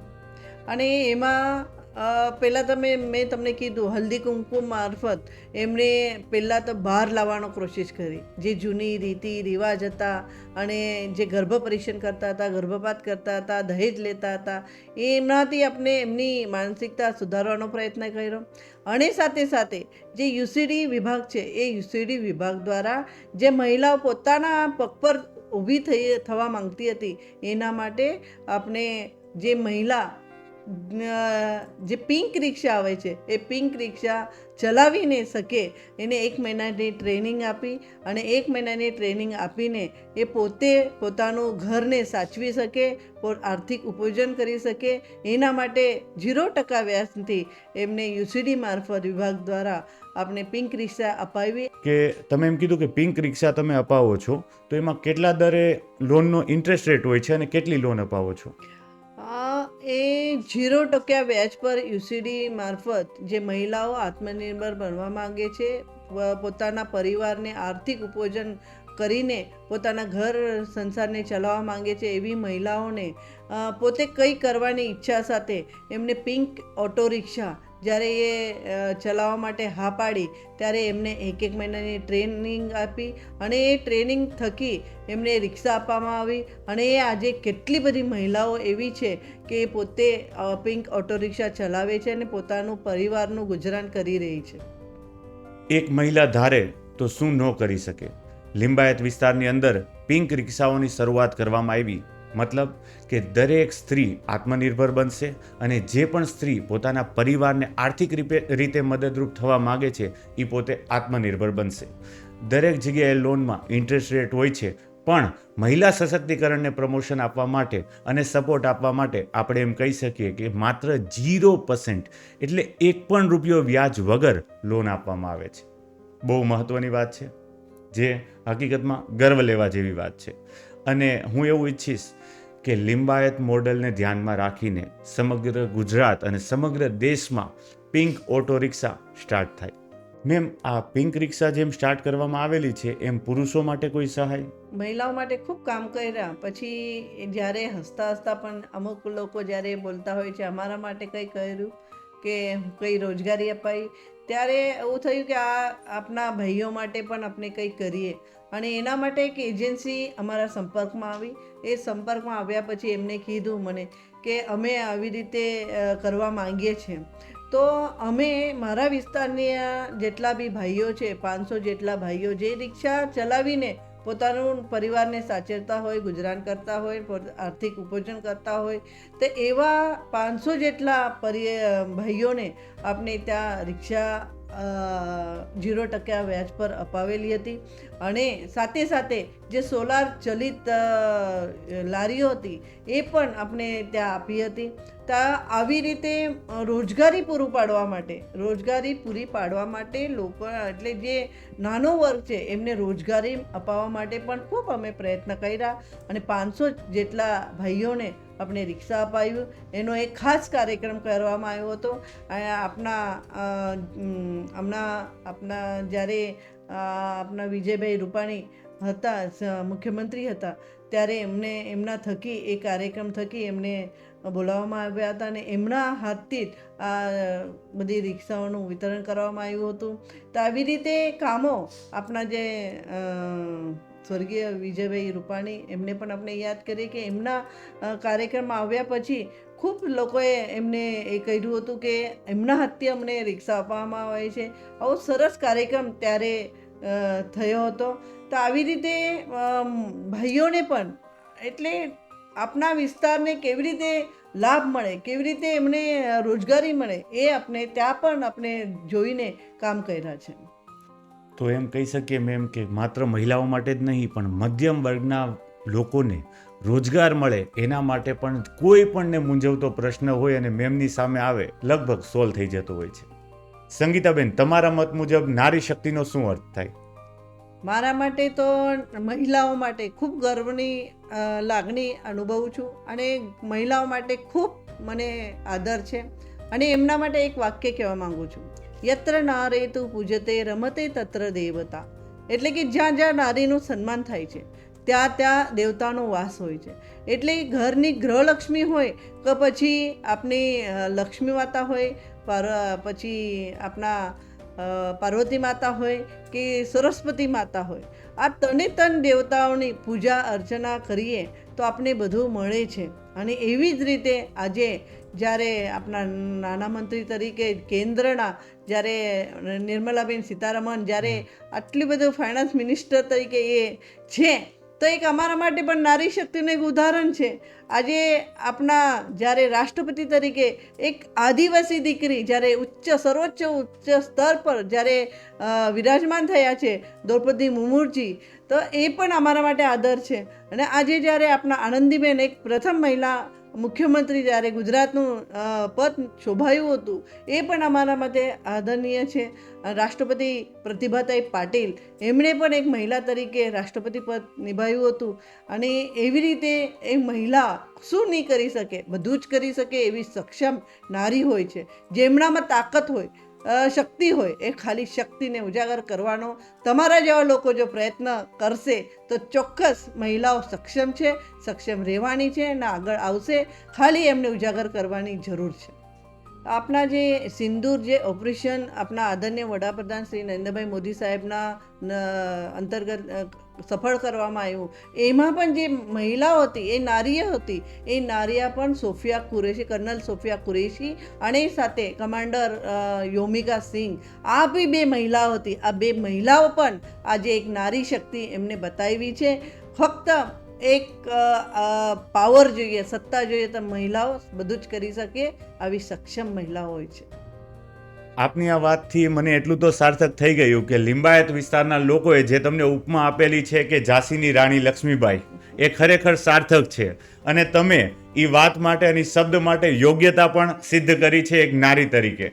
અને આ વાત ઉપર મને તમને સલ્યુટ કરવાની ઈચ્છા થાય છે. Thank you. સંગીતાબેન, યુવાનોના સ્ટાર્ટઅપ બાબતે તમે શું માર્ગદર્શન આપશો? ચોક્કસ આજનો યુવા જો એમને જો સરકારી નોકરી મળે, બધા જ સરકારી નોકરી ઈચ્છતા હોય, પણ હમણાં કલ્ચર થોડુંક અલગ પડ્યું છે. લોકો બિઝનેસમાં પણ જવા માંગતા હોય છે. નાની મોટી બિઝનેસ ચાલુ કરીને, ધંધો ચાલુ કરીને એ રોજગારી મેળવવા માંગતા હોય છે. ત્યારે સારી એવી સ્કીમ આદરણીય વડાપ્રધાન શ્રી નરેન્દ્રભાઈ મોદી સાહેબે કાઢી છે. એમાં ખાસ કરીને હું વાત કરું તો મુદ્રા યોજના, જે સૌથી સારી એવી મુદ્રા યોજના છે. 1 લાખથી લઈને 10 લાખ સુધીની જે એમાં લોન મળે છે, એમાં એ લોન મેળવીને પોતાનો બિઝનેસ શરૂ કરી શકે છે. આની સાથે સાથે જે સ્વનિધિ યોજના થકી પણ એ નાની મોટી ધંધો શરૂ કરવા ઈચ્છતો હોય તો એ પણ એ યોજના હેઠળ એ કરી શકે છે. આવી રીતે ઘણી બધી યોજનાઓ છે કે યુવા માટેની છે. એ યુવા માટે તમે જોયું હશે કે એને ભણાવવું હોય, એ ભણવા માટે પણ યુવા સ્વાવલંબન યોજના થકી એ આગળનું એજ્યુકેશન પણ પૂરું પાડી શકે છે. સાથે સાથે જો એમને વિદેશ જવું હોય તો વિદેશ જવા માટે પણ એને લોન મળે છે. એવી રીતે યુવાને આગળ લાવવા માટે આ બધી સરકાર દ્વારા સ્કીમ યોજનાઓ અહીંયા ચાલુ કરવામાં આવી છે. અને મુદ્રા યોજના અંતર્ગત ઘણા બધા લોકો મારા વિસ્તારમાં એમને આ યોજના થકી એમનો લાભ મેળવેલ છે અને આગળ આવ્યા છે. મહિલા સશક્તિકરણને તમે ખૂબ પ્રાધાન્ય આપો છો મેમ. જો રાજકારણની અંદર કોઈ મહિલા પ્રવેશ કરવા માંગતી હોય તો એવી કોઈ પણ તમે 3 સલાહ આપો કે જેનાથી લોકપ્રિય પણ રહે, સારું નેતૃત્વ પણ કરી શકે અને એક હેલ્થી કોમ્પિટિશનમાં ટકી શકે. હવે હું આપને કહીશ કે મારી સાથે જ્યારે 2012માં અલગ અલગ મહિલાઓ આવતી હતી, પ્રચારમાં હોય કે કાર્યકર્તા તરીકે, તો આજે એમાંથી પણ ઘણી બધી મહિલાઓ આજે કોર્પોરેટર છે, કોઈ વોર્ડ પ્રમુખ છે, હોદ્દેદાર બહેનો છે. અને એવી જ થકી એમને મેં કહેવું છું કે આવી રીતે તમે પોતાને પ્રેઝન્ટ કરો, પોતાનું જો કેરિયર બનાવવું હોય તો એમાં તમે આગળ આવો. એવી રીતે એમને સક્ષમ બનાવવા માટે પણ હું એમને ગાઈડ કરું છું. અને એ આગળ રાજકારણમાં આવે, કેમ કે આગળ 2029માં તમે સાંભળ્યું છે અને ખબર પણ હશે કે જે મહિલાલક્ષી બિલ પાસ કર્યું છે, મહિલા અભિનંદન વંદન બિલ, તો એમાં પણ એ મહિલાઓ આગળ આવીને જ્યારે 33% મહિલાઓને પ્રાધાન્ય મળવાનું છે, તો એમાં પણ મહિલાઓને ખરેખર તૈયાર કરવી એ આજની ગરજ છે. અને એના માટે મારી વિસ્તારની બહેનોને હું ખૂબ તૈયાર કરું છું, ખૂબ તેમને શીખવું છું. ને આજે મને આનંદ પણ છે કે આજે કોઈ એમાંથી કોર્પોરેટર પર બન્યા છે, સારા હોદ્દા પર પણ છે. અને હું એવી રીતે એમને આગળ લાવવાની કોશિશ કરું છું. મારા મનમાં મૂંઝવતો પ્રશ્ન હતો મેમ, પણ તમે સોલ્વ કરી દીધો કે 2029માં એ સોલ્વ થઈ જશે. 15%થી પણ ઓછું પ્રાધાન્ય છે વિધાનસભાની અંદર અને લોકસભાની અંદર મહિલાઓનું. 33%નું બિલ મૂકવામાં આવ્યું છે. આપણે આશા કરશું કે 2029માં મહિલાઓને ન્યાય મળે અને 33% રિઝર્વેશનની સીટ આપવામાં આવે વુમન્સને. સંગીતાબેન, રાજકારણમાં આવ્યા પછી ઘણા બધા લોકો બદલાઈ જતા હોય છે, પણ તમારી અંદર હજી પણ સિમ્પ્લિસિટી અને પ્રામાણિકતા દેખાઈ આવે છે. તો આની પાછળ ઇન્સ્પિરેશન શું છે? અમુક લોકો આવું સમજે છે કે રાજકારણમાં આવીએ એટલે આપણે આવું કરીએ, તેવું કરીએ અને એક લેવલ પર જઈએ. પણ મારી થિંકિંગ એવી છે, આ રાજકારણ એક સેવા કરવા માટેનું એક માધ્યમ છે. લોકસેવા, રાષ્ટ્રની સેવા, સાથે સાથે સમાજની સેવા. અને આ જ માધ્યમ થકી હું જ્યારે 2012માં જ્યારે ચૂંટાઈને આવી ત્યારથી લઈને આજ દિન સુધી જે ત્યારનો સ્વભાવ હતો ત્યાં આજે બી એ જ સ્વભાવ છે. અને એ જ લોકોની સેવા કરતાં કરતાં આજે અત્યારે અહીંયા સુધી પહોંચી છું. એ લોકોનો પ્રેમ છે, સ્નેહ છે. અને એ લોકો મને સ્વીકારે છે કે જ્યારે પહેલાં જેવા હતા તેવા આજ દિન સુધી તમે છો. અને એટલા માટે લોકો માને છે. અને આ જ માધ્યમ આપને આગળ લઈ જવાની એક તાકાત આપે છે. એટલે મારે એક બીજાને થોડુંક સલાહ તો હું નાની છું, કરી નહીં શકતી, પણ ચોક્કસ કહેવા માંગીશ નવી પેઢીને કે તમે જ્યાં જેવા છો એવા જ રહેવું જોઈએ. એક સ્ટેટસ આવ્યા પછી તમે ઉપરની ચાલ્યા જા, જમીન પર પગ મૂકીને જ ચાલવું પડે, તો જ લોકોના મનમાં તમે અંદર ઘર કરી શકો છો, તો જ આગળ આવી શકો છો, એવું મને લાગે છે. મેમ, તમારી વાત ઉપરથી મને એવું લાગ્યું કે તમારા માટે માણસાઈ રાજકારણ કરતાં પણ ક્યાંક ને ક્યાંક મોટી છે. તો આ વાક્યને તમે કઈ રીતના જુઓ છો? ચોક્કસ. જ્યારે ભારતીય જનતા પાર્ટીની મને જ્યારે ટિકિટ મળી, હું પાર્ટીની ખૂબ આભારી છું કે એક સામાન્યથી સામાન્ય મહિલાને એમને ટિકિટ આપી અને આજે આ સ્તરે હું પહોંચી છું. તો લોકોનું પ્રેમ છે, સ્નેહ છે અને જે આદર છે એમનો, અને આ ટકાવવા માટે એમનું કામ, લોકોનું કામ કરીને અને સમાજના કામો કરીને, દરેક સમાજના કામો કરવા માટે હું બંધાયેલું છું અને બંધાયેલી રહેવાની જ છું. ફક્ત એક જ આપણે નક્કી કરવું જોઈએ કે આપણે જે કામ હાથમાં લીધા છે એ પૂરા થવા જોઈએ. એ લોકોના કામ છે, પછી લોકોની રજૂઆતો હોય, લોકોના કામો હોય કે વિકાસના કામો હોય, એ બધા જ આપણે કરવું જોઈએ. અને આપણે કોઈ રોષ કરીને, અમુક વાર આવું બી બનતું હોય છે કે લોકો ઉગ્રતાથી પણ આવતા હોય છે. એમને શાંતિથી બેસવા દેવાનું, એમને ચા પાણી કરવા દેવાના, અને ત્યાં જ એ થોડા ઢીલા થઈ જતા હોય છે. પછી એમની વાત જ્યારે આપણે શાંતિથી સાંભળીએ તો લોકો માને છે ના, અમને સાંભળ્યા. અને પછી એનું કામ થાય કે નહીં થાય, એમને શાંતિથી આપણે સમજાવીને કહીશું તો ચોક્કસ લોકો માને છે અને સમજી બી જાય છે. તો આ આપણી પાસે પેશન્સ તો બધા પાસે હોવું જ જોઈએ. આજની યુવા પેઢીને પણ હું થોડુંક કહેવા માગું છું. તમારી વાત ઉપરથી હું એટલું તો જરૂર કહીશ મેમ, કે જ્યારે કોઈ વ્યક્તિ પોઝિશન ઉપર હોય, હોદ્દા ઉપર હોય, ત્યારે પાવર ફીલ કરતો હોય. અને તમે એમ કહો છો મેમ કે સામેવાળા જ્યારે ગુસ્સામાં આવે એને આપણે ચા પાણી પીને ઠંડા કરી દઈએ છીએ. આ વાતમાં તમારી સાદગી દેખાય છે, લોકોનો પ્રેમ દેખાય છે અને લોકસેવક તરીકે એક તમારી સેવાભાવ દેખાય છે, જે ખૂબ મહત્વની છે. સંગીતાબેન, ક્યારે એવું બન્યું છે કે કોઈ તમારા ઘરે કે ઓફિસ પર પોતાની રજૂઆત લઈને આવ્યા હોય કે મને આ સમસ્યા છે, ત્યારે તમે એને કઈ રીતના જુઓ છો? કે તમારી ફરજ રૂપે કે પછી લાગણી ભરેલા સેવાભાવ રૂપે? જ્યારે કોઈ પણ વ્યક્તિ હોય કે વિધાનસભાના કાર્યકર્તા હોય કે પછી કોર્પોરેટર હોય, જ્યારે પોતાની રજૂઆત એટલે કે કંઈ સમસ્યા હોય, અર્જન્સી હોય તો ઘરે આવી જતા હોય છે. અને અર્જન્સી આટલી બધી નહીં હોય ત્યારે ઓફિસે આવતા હોય છે. ત્યારે એમનું કામ જે થતું હોય તો એ કરવાની મારી એક ફરજ છે. એ ફરજ અને સાથે સાથે એ વ્યક્તિ અમારાથી લાગણીથી જોડાયેલા હોય છે.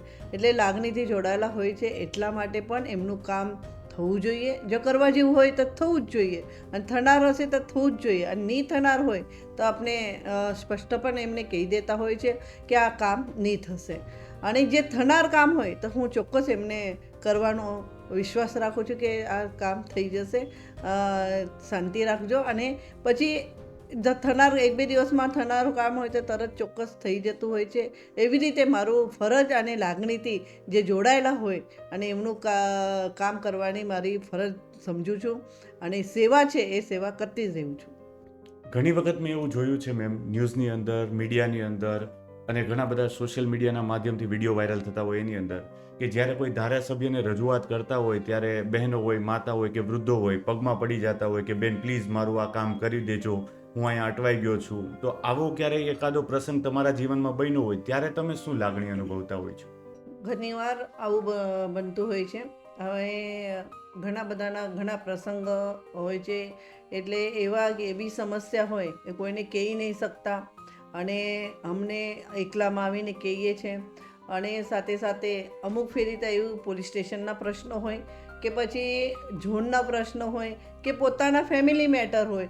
એવી રીતે ઘણા પ્રસંગો એવા છે, એવી ઘટનાઓ છે જ્યારે લોકો આવતા હોય છે, એ પોતાના આંસુ લઈને આવે ત્યારે એવું લાગે છે કે આ લોકોનું જો કરવા જેવું કામ છે, જો થઈ શકે એવું છે તો હું ચોક્કસ મારું ફરજ અને લાગણીથી એમનું આ કામ પૂરું કરવાની મેં એક નેમ રાખી છે. અને સાથે સાથે જો નહીં થતું હોય તો હું ચોક્કસ એમને સમજાવીને કહું છું કે આ નહીં શકે, મને માફ કરજો. હું એવી રીતે પણ એમને કન્વિન્સ કરી લેતી હોઉં છું. મેમ, એક ધારાસભ્ય તરીકે તમારે એક દિવસની અંદર ઘણા બધા કોલ આવતા હોય, ઘણા બધા લોકો મળવા આવતા હોય, તો ક્યારેક મગજ થાકી જતું હશે, તો આ વિશે તમે શું કહેશો? ચોક્કસ. હમણાં હું તમારી પાસે બેઠી છું તો ઘણા બધા કોલ ચાલુ રહ્યા છે, જોઉં છું, અને આ બધા કોલ્સને પાછો આપણે એમને રિકોલ કરવું પડશે.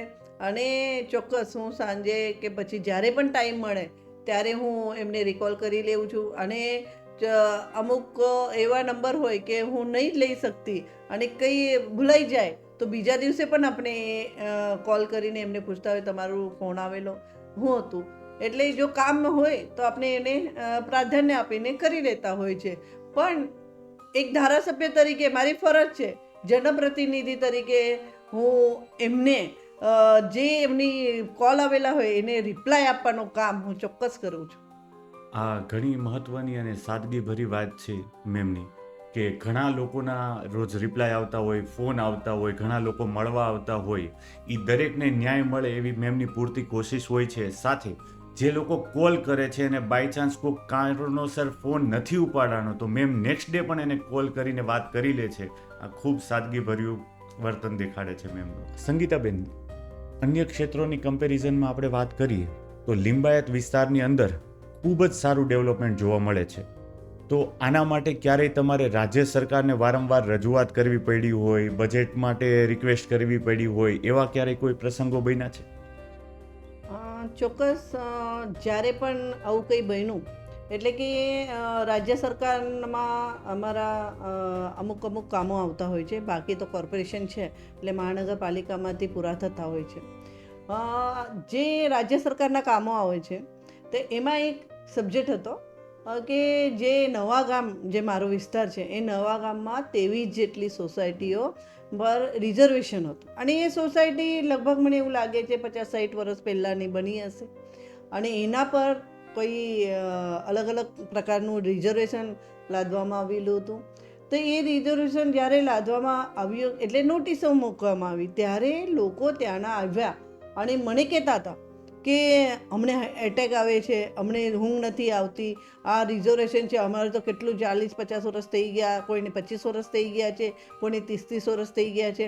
તો આવી રીતે ટોળુંનું ટોળું જ્યારે મારી પાસે આવતું હતું ત્યારે મને પણ એવું થતું આ લોકો આટલા વર્ષોથી રહે છે તો આમના માટે આ રિઝર્વેશન હટાવવા માટે આપણે શું કરી શકીએ. ત્યારે અમે આદરણીય સ્વર્ગીય મુખ્યમંત્રી શ્રી વિજયભાઈ રૂપાણી સાહેબ જોડે અમે ગયા, રજૂઆતી કરી અને પછી એના વારંવાર ફોલોઅપ કરીને પછી એ રિઝર્વેશન હટાવવામાં અમે સફળ રહ્યા. તો આવી રીતે જો વારંવાર આપણે ફોલોઅપ લઈએ, એક કામ લઈ લઈએ અને એને ફોલોઅપ વ્યવસ્થિત રીતે કરીએ, વ્યવસ્થિત રીતે મુદ્દાસર આપણે રજૂઆત કરીએ, ચોક્કસ એનું પરિણામ સફળતામાં આવે છે. અને એનું પરિણામ આજે 23-24 જેટલી સોસાયટીઓ પર રિઝર્વેશન મુક્ત થઈ ગઈ છે. અને ત્યાંના લોકોને જે ઘર એવું લાગતું હતું કે મારું ડિમોલિશન થઈ જશે, અમારું એ નહીં થશે, તો એ પણ હવે ચિંતામુક્ત લોકો થઈ ગયા છે. લોકોએ હાશની લાગણી અનુભવી. હાશની લાગણી આવી રહી છે. પણ મેમ, આપણે એમ કહી શકીએ કે જે લોકોનો પ્રશ્ન હતો મૂળ, કે જે રિઝર્વેશન નાખવામાં આવ્યું છે અને જે 40-50 વર્ષથી કોઈ વ્યક્તિ કે કોઈ પરિવાર ત્યાં રહેતું હોય એટલે 2 પેઢી ત્યાં જીવેલી હોય, તો લાગણીથી બનાવેલું ઘર કોઈનું તૂટતું હોય તો માણસોની અંદર એક પીડા હોય અને પીડાની તમારી સામે રજૂઆત થઈ અને એનું તમે સમાધાન કર્યું. મારો એક મનગમતો ક્વેશ્ચન પૂછી લઉં મેમ, કે આપણા આદરણીય શ્રી નરેન્દ્રભાઈ મોદી એટલે કે આપણા પ્રધાનમંત્રી શ્રી વિશે અને એના કાર્યો વિશે તમે શું કહેવા માગશો? ચોક્કસ. આદરણીય પ્રધાનમંત્રી શ્રી નરેન્દ્રભાઈ મોદી સાહેબ આજે વિશ્વના લાડીલા નેતા તરીકે ઉભરી આવ્યા છે. આજે દરેક ઘરમાં મોદી સાહેબનો એક તો છબી હશે અને દરેક નાનામાં નાનું બાળક હોય એ બાળક પણ આજે મોદી કરીને જ્યારે પૂછે છે અને ઓળખે છે ત્યારે સૌના દેશના લાડીલા એવા આદરણીય ગુજરાતના પનોતા પુત્ર અને તાત્કાલિક મુખ્યમંત્રી એવા નરેન્દ્રભાઈ મોદી સાહેબ જ્યારથી એમને દેશની ધુરા સાચવી છે ત્યારથી લઈને આજ દિન સુધી મોટા મોટા નિર્ણયો એમને દેશના હિત માટે લીધા છે. આજે તમે જોઈ શકો છો કે ધારા 370 છે. એ ધારા 370 જ્યારે કાશ્મીર આ આપણો અખંડ ભારતનો એક હિસ્સો છે અને આ અખંડ ભારતના હિસ્સાને ત્યાંના લોકો એવું માનતા હતા, ત્યાંની પોલિટિકલ જે પાર્ટીઓ હતી એવું માનતી હતી કે એ કાશ્મીર અમારું છે, એને અલગ કરી દો. પણ આ આપનું તાજ છે, આપણું આ તાજ ને આ સર છે, આ સરને કોઈ કેવી રીતે મંડાવી શકે છે? તો આ આખા દેશની જે ઉદ્દેશ હતો, દરેક વ્યક્તિનો એવું હતું કે કાશ્મીરમાં આપણો, ત્યારે તમે જોયું હશે તિરંગો આપણો નહોતો તિરંગો લહેરાતો. આપણે લહેરાતો નહીં હતો. કેમ કે જ્યારે તમે જોવો છો કે જ્યારે 15મી ઓગસ્ટ હોય કે પછી 26મી જાન્યુઆરી હોય, ત્યારે દેશમાં દરેક શાળા, કોલેજ કે સરકારી કચેરીઓ, સ્કૂલોમાં આપણો તિરંગો ધ્વજનો ફડકાવતા હોય છે. પણ ત્યાં કાશ્મીરમાં અલગ જ પરિસ્થિતિ હતી. કાશ્મીરમાં અલગ પરિસ્થિતિ હતી. ત્યાં બે ધ્વજ ફડકાવવામાં આવતા હતા, પ્રદેશનો અલગ, દેશનો અલગ. આ પરિસ્થિતિમાંથી બહાર લાવવાનું કામ અગર કોઈએ કર્યું હશે તો આપણા આદરણીય વડાપ્રધાન શ્રી નરેન્દ્રભાઈ મોદી સાહેબે કર્યું છે. એમને એક વિધાન, એક નિશાન અને એક પ્રધાન તરીકે જે સૂત્ર આપ્યું, એ સૂત્રને સાર્થક કરીને બતાવ્યું છે. અને સાથે સાથે ધારા 370 હટાવવામાં એમને સફળતા મેળવી છે. આજે દેશનો કોઈ પણ વ્યક્તિ હોય ત્યાં જમીન ખરીદી શકે છે. પહેલાં આવું નહીં હતું. ત્યારે કાશ્મીર જેવા પ્રદેશમાં કોઈ પણ વ્યક્તિ ધારા 370 અને કલમ 35A લાદવામાં આવી હતી. એના લીધે કોઈ પણ વ્યક્તિ ત્યાં ઘર કે પછી જમીન કે કંઈ ઉદ્યોગ કરી શકતું નહીં હતું. પણ હવે ધારા 370 અને કલમ 35 હટાવવાથી એ ત્યાં કોઈ પણ દેશનો વ્યક્તિ ત્યાં ઘર કે જમીન ખરીદી કરી શકે છે, ત્યાં રહી શકે છે અને ઉદ્યોગ પ્રસ્થાપિત કરી શકે છે. આજે તમે જો કે આ ધારા 370 અને કલમ 35 હટાવવાથી આજે ત્યાં ઉદ્યોગનું શરૂ થયા છે. મોદી સાહેબ ત્યાં વિકાસ કરી રહ્યા છે. આદરણીય પંતપ્રધાન શ્રી નરેન્દ્રભાઈ મોદી સાહેબે આજે તમે કેટલી બધી લોકો પણ ત્યાંના જે હમણાં સ્થાનિક રહેવાસી છે એ પણ કહી રહ્યા છે કે આજે જે ટુરિઝમ ક્ષેત્ર આગળ વધ્યું છે અને ટુરિઝમ ક્ષેત્ર આગળ વધવાથી ત્યાંના લોકોને રોજગારી મળી છે. સાથે સાથે રોજગારી મળતાની સાથે એમને આર્થિક ઉપાર્જન થઈ રહ્યું છે. આ બધું જોતાં કાશ્મીરનો પણ વિકાસ થઈ રહ્યું છે એ અમુક લોકોને પચતું નથી. એના લીધે પણ આજે આતંકવાદી હમલા જ્યારે પહેલગામમાં થયો હતો એ એક એનું પણ કહી શકાય કે એના લીધે એવું બતાવવા માંગે છે કે હજુ કાશ્મીર સારું, પણ એનાથી ઊંધું થયું. આદરણીય પંતપ્રધાન શ્રી નરેન્દ્રભાઈ મોદી સાહેબે ઈંટનો જવાબ પથ્થરથી મારીને એમને બરાબર બતાવી દીધું કે હમ ભી કુછ કમ નહીં હૈ. તો આવી રીતે ઈંટનો જવાબ પથ્થરથી આપવાવાળા આપણા આદરણીય વડાપ્રધાન જે સુરક્ષા, સલામતી અને શાંતતાથી એમણે બધું જ દેશને આપ્યું છે. આજે જે આપણી ઇકોનોમી જે 10મા 11મા સ્થાન પર હતી, આજે 5મા નહીં, આજે 4થા નંબર પર આવી ગઈ છે. આ ઇકોનોમી પણ ખરેખર આ આદરણીય વડાપ્રધાન શ્રી નરેન્દ્રભાઈ મોદી સાહેબના લીધે જ છે.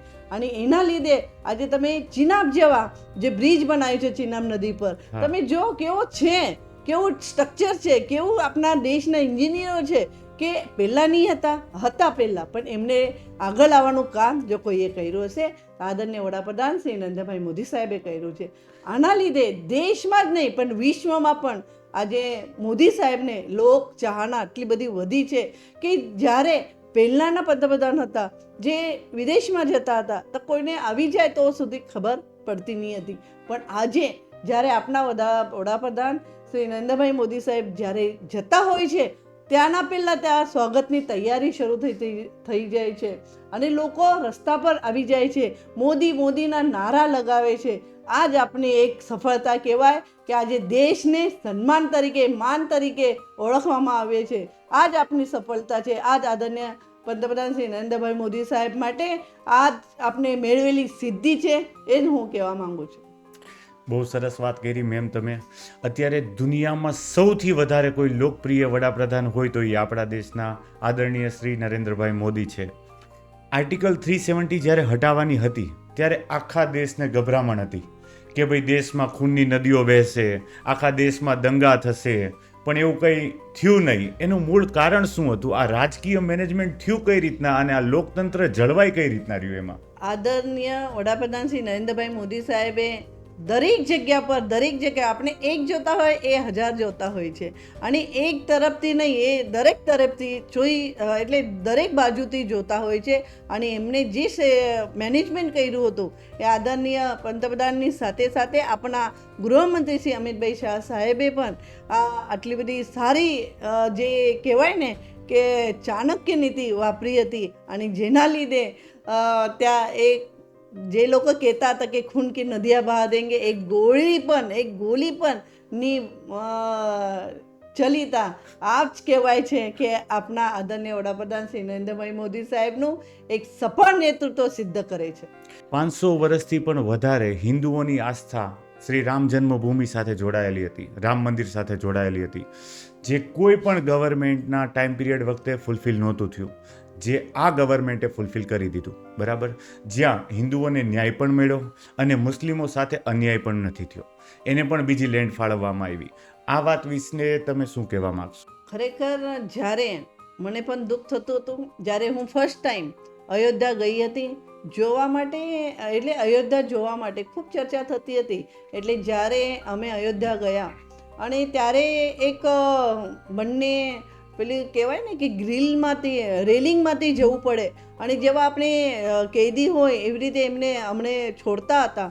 પછી અંદર જઈને જોવું કે એક નાના તંબુમાં જે આપણા આ આસ્થાનું સ્થાન છે, આપણા આસ્થાનું કેન્દ્ર છે, એવા શ્રીરામ ભગવાનને એક નાના તંબુમાં જોઈને પણ મન ત્યારે ખૂબ સંવેદનશીલ થયું હતું કે આપણા ભગવાન અને આવા નાના તંબુમાં. ત્યારે એવું થાય કે ક્યારે થશે, પણ જ્યારથી આદરણીય પંતપ્રધાન શ્રી નરેન્દ્રભાઈ મોદી સાહેબ વડાપ્રધાન બન્યા અને બધાની આશા જાગી અને હવે મંદિર બનશે, અને જે એમને મંદિર બનાવીને બતાવ્યું છે, ખરેખર ખૂબ સરસ એવું મંદિર આજની તારીખમાં આ બન્યું છે. અને જેના લીધે આજે તમે જો ખૂબ આસ્થાનું કેન્દ્ર અયોધ્યાનું મંદિર બની ગયું છે. શ્રીરામ ભગવાનનું જે રૂપ છે એ રૂપ નાના બાળકનું છે, એટલે નાની અવસ્થા નહીં, એ જે શ્રીરામ ભગવાનની પ્રતિમા છે એ ખૂબ સરસ છે. અને એટલા માટે આપણે જે મોદી સાહેબને લાખ અભિનંદન આપીએ તો પણ ઓછા છે, કેમ કે આવું શિસ્ત નેતૃત્વ આપને મળ્યું છે. ખરેખર સફળ નેતૃત્વના લીધે 500 વર્ષ જૂની આસ્થા આપણી સફળ થઈ, અને શ્રી રામ જન્મભૂમિને અને શ્રી રામલલ્લાના મંદિરને એવું નથી કે માત્ર હિન્દુઓએ જ સ્વીકાર્યું હોય, હજારો મુસ્લિમોએ હસતા મોઢે સ્વીકાર્યું હતું, અને ઘણા મુસ્લિમો દર્શને પણ આવેલા છે. મેમ, આપના વિસ્તારની અંદર વિધવા સહાય માટે કોઈ યોજના લાગુ કરવામાં આવેલી છે?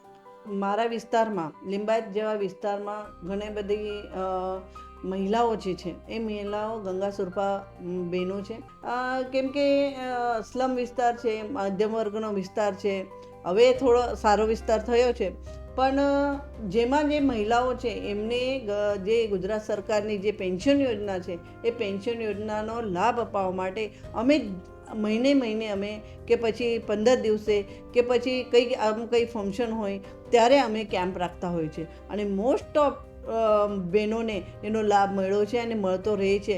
1250 પણ એક મહિલાને મળે ને, એક ગંગા સ્વરૂપા બહેનોને મળે ને, તો પણ એને એક એવું થાય કે ના, મારે 1250 રૂપિયા આવે છે તો એમાંથી મેં મારી દવા લઈ શકું છું, મેં ભાડું આપી શકું છું, કે કંઈ પણ એનો ઉપયોગ કરી શકું છું. આટલું તો એને આપણી ભારતીય જનતા પાર્ટીની સરકાર આટલી મદદરૂપ થાય છે કે એ પેન્શન એમને મળે છે.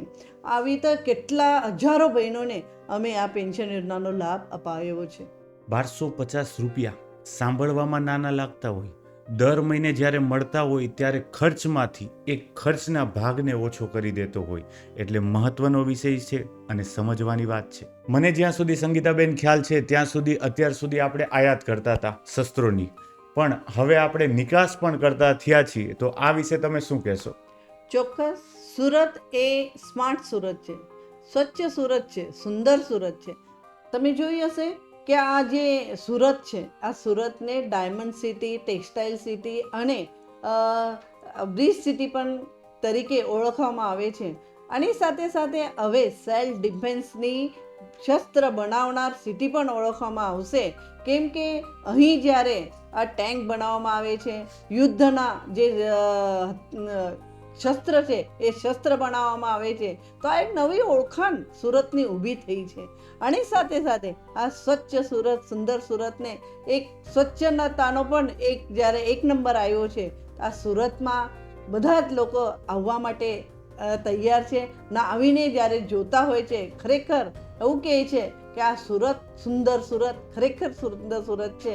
અને એને જાળવા માટે અમારા જે આ બધા જ પદાધિકારી કામે લાગ્યા છે, લાગતા રહીશું. અને જે આપણી કામ છે, જે કામ સેવા હી પરમો ધર્મ, એ જે એક મંત્ર છે એ કરતા રહીશું.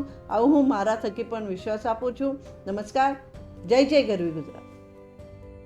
જ્યાં વચન અને કાર્ય ભેગા થાય ત્યારે જ રાજકારણની અંદર વિશ્વાસ પેદા થાય છે.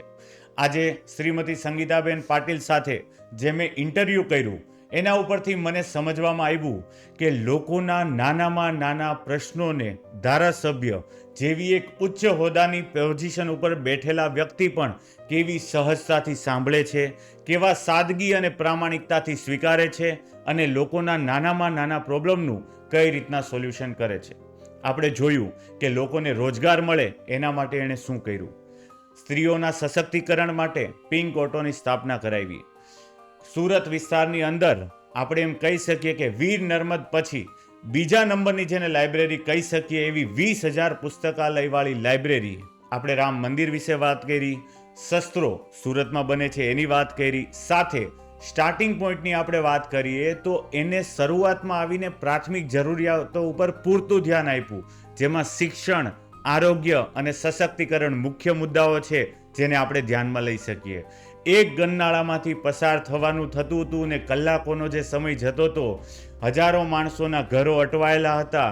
તમે વિચાર કરો આ કેવું નેતૃત્વ હશે કે જેનાથી આ દરેક પ્રશ્નોનું સમાધાન અને સોલ્યુશન આવ્યું છે.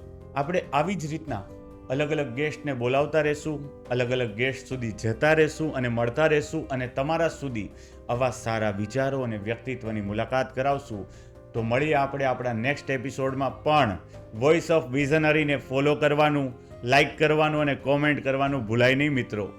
જય હિન્દ, જય ભારત, જય જય ગરવી ગુજરાત.